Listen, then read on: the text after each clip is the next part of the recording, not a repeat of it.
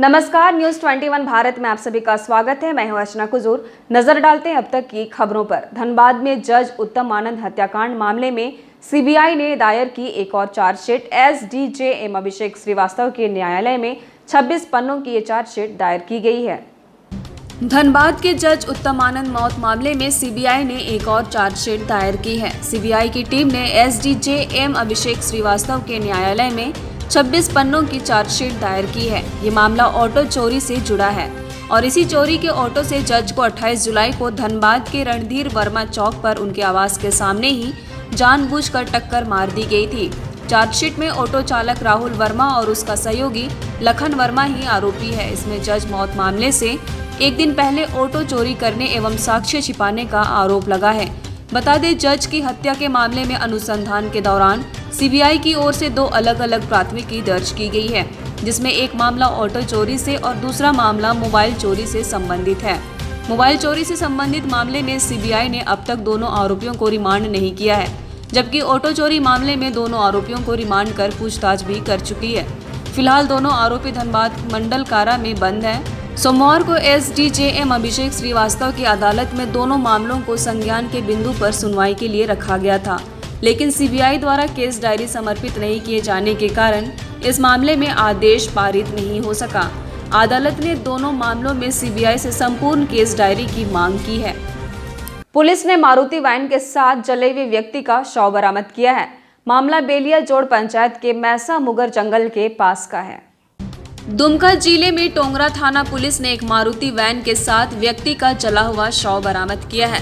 मामला बेलिया जोड़ पंचायत के मैसा मुगर जंगल के पास का है। जानकारी के अनुसार घटना सोमवार देर शाम का बताया जा रहा है। मृतक व्यक्ति की पहचान कुंडेहित थाना क्षेत्र के बाबूपुर गांव निवासी काजल मंडल के रूप में किया गया है, जो भाड़े का वाहन चलाता था। इधर घटना की सूचना मिलने के बाद टोंगरा, रानीश्वर, मसानजोड़ और मसलिया थाना पुलिस के अलावे जिले के उप अधीक्षक विजय कुमार मौके पर पहुंचे, जहां वे घटना की गहनता से जांच पड़ताल में जुट गए हैं। इस मामले में जिला उप अधीक्षक ने हत्यारे को शीघ्र पकड़े जाने की बात कही है। ये घटना जो है वो हत्या करने के बाद साक्ष्य मिटाने के उद्देश्य से मृतक को उसी की गाड़ी में रख के जला दिया गया है। मृतक पास के ही बाबूपुर गांव के रहने वाला था और उसका नाम काजल कुमार मंडल है और ये जो उन्हीं गाड़ी है उसकी खुद की गाड़ी थी और वो भाड़े में चला था। कल अभी तक पूछताछ कर रहे हैं हम लोग, हर तरह से जानकारी प्राप्त कर रहे हैं मृतक के फैमिली से और अगल बगल से। अभी तक तो किसी का कुछ नाम नहीं आया है मृतक के फैमिली की तरफ से। पुलिस हर बिंदु पर जांच कर रही है। कुछ टेक्निकल हम लोगों ने डॉग स्क्वाड का भी सहारा लिया है और घटनास्थल पे एक साक्ष्य मिले हैं, जिससे हम लोग इस पर आगे उम्मीद है कि उसको हम लोग संबंधित संदिग्ध अपराध का तक पहुँच पाएंगे। कई मांगों को लेकर बीजेपी एससी मोर्चा ने राजभवन के सामने धरना दिया। कहा, अनुसूचित जाति के लोगों के साथ भेदभाव कर रही है हेमंत सरकार। रांची में राजभवन के सामने भाजपा एससी मोर्चा ने धरना दिया। रांची महानगर के अध्यक्ष राम लगन के नेतृत्व में धरना किया गया, जहां मोर्चा ने राज्य में रह रहे 14% अनुसूचित जाति समाज के लोगों को जाति आवासीय प्रमाण पत्र नहीं बनने का विरोध किया। कार्यक्रम में मोर्चा के राष्ट्रीय मंत्री व पूर्व विधायक जीतू चरण राम, पूर्व विधायक रामचंद्र नायक, रांची महानगर अध्यक्ष के गुप्ता, नीरज पासवान, सीताराम रवि समेत कई लोग उपस्थित रहे। इस दौरान उन्होंने कहा कि हेमंत सरकार ने चुनावी घोषणा में अनुसूचित जाति के विकास, रोजगार का वादा किया था, लेकिन आज सरकार हर क्षेत्र में अनुसूचित जाति के लोगों के साथ भेदभाव कर रही है। उन्होंने कहा कि राज्य में अनुसूचित जाति के लोगों को जाति प्रमाण पत्र, आवासीय प्रमाण पत्र नहीं बनने से लोग रोजगार, छात्रवृत्ति, नियुक्ति आदि योजनाओं से वंचित है, लेकिन सरकार ऐसे जटिल मुद्दों पर भी मूकदर्शक बनी हुई है। हवाई यात्रा करने वाले यात्रियों के लिए खुशखबरी है। पिछले साल बंद कई फ्लाइट्स को दोबारा शुरू किया जाएगा।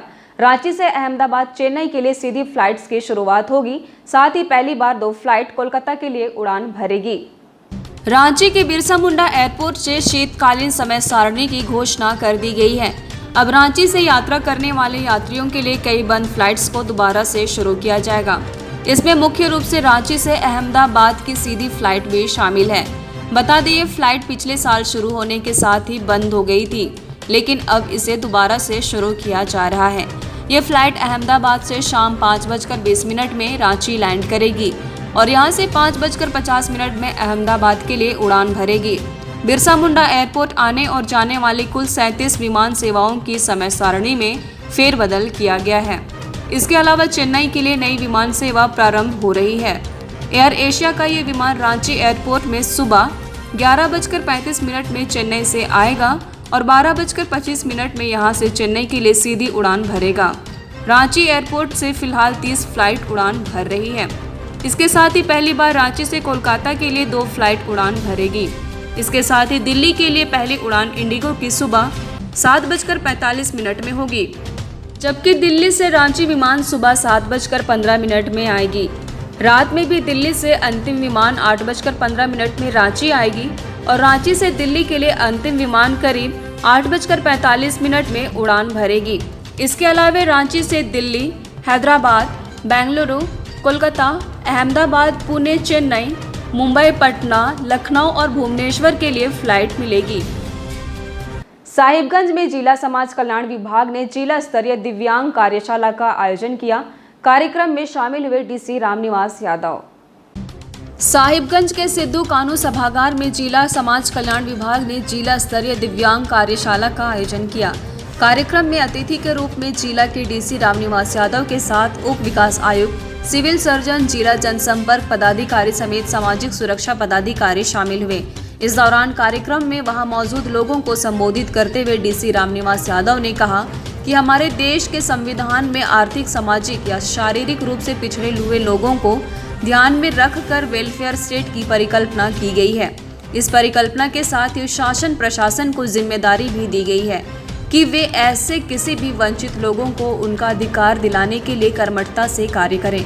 उन्होंने कहा कि जिला प्रशासन आगे दिव्यांग प्रमाण पत्र बनाने के लिए राज्य सरकार से ऑर्थोपेडिक सर्जन की मांग करेगा, जिससे प्रखंड एवं पंचायत स्तर पर कैंप लगाए जा सकेंगे और दिव्यांग की जांच के आधार पर अर्हता रखने वाले लाभुकों को लाभ दिया जा सकेगा। उपायुक्त ने बताया कि नवंबर माह में सदर अस्पताल में दिव्यांगता प्रमाण पत्र बनाने के लिए एक विशेष कैंप का आयोजन किया जाएगा। इसमें ज़्यादा से ज़्यादा लोग अपनी भागीदारी सुनिश्चित करें। उन्होंने कहा कि सरकार द्वारा उपलब्ध कराई जा रही योजनाओं का लाभ अवश्य लें।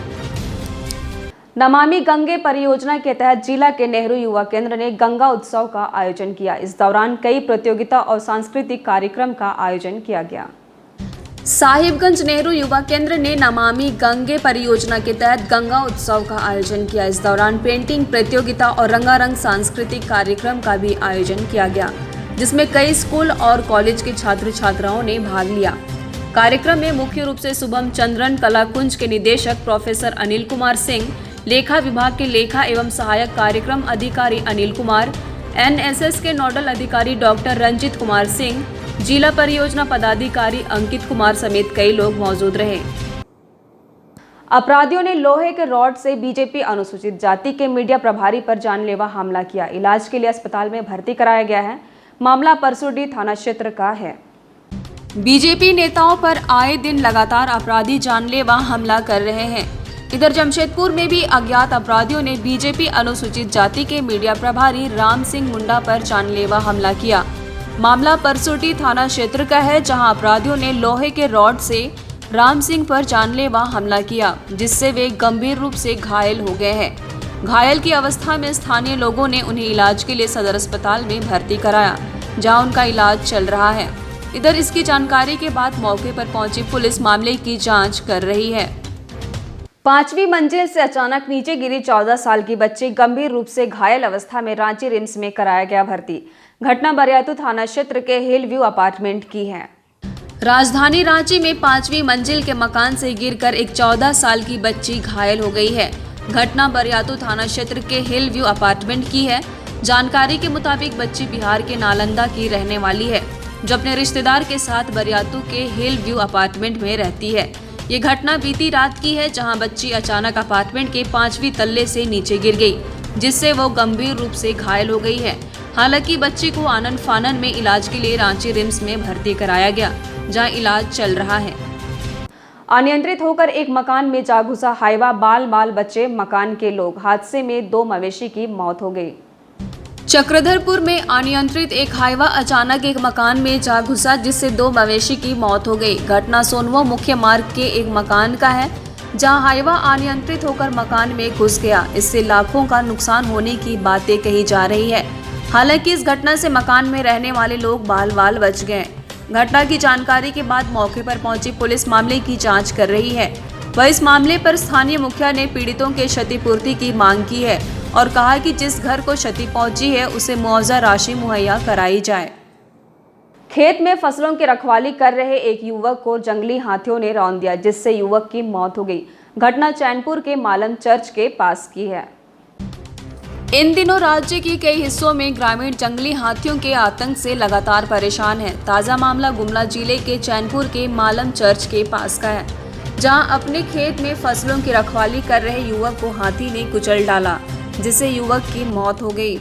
घटना की जानकारी पुलिस को दी गई, जिसके बाद मौके पर पहुंची पुलिस ने युवक के शव को अपने कब्जे में लेकर पोस्टमार्टम के लिए अस्पताल भेज दिया। जानकारी के मुताबिक मृत युवक लातेहार जिले के बालूमाथ थाना क्षेत्र का रहने वाला था, जो गुमला जिले के चैनपुर में लीज पर लिए हुए जमीन पर खेती करता था। घटना बीती रात की है, जब युवक खेती की रखवाली करते हुए अपने 2 साथियों के साथ तंबू बनाकर सो रहा था। इसी दौरान अचानक जंगली हाथी आ धमका, जिसे देखकर बाकी 2 साथी वहां से भागने में सफल रहे, लेकिन युवक उस जंगली हाथी का शिकार बन गया। इधर घटना के बाद वन विभाग पर ग्रामीण काफी रोष जता रहे हैं। उनका कहना है कि हाथियों के आतंक से इलाके के ग्रामीण हमेशा परेशान रहते हैं। विभाग को कई बार ऐसी घटनाओं की जानकारी दी गई है और कार्रवाई करने की भी मांग की गई है, लेकिन विभाग ने अब तक कोई भी कार्रवाई नहीं की है। महिला की आत्महत्या मामले में परिजनों ने ससुराल वालों पर लगाया मारपीट करने के बाद हत्या का आरोप। मामला सरिया थाना क्षेत्र का है।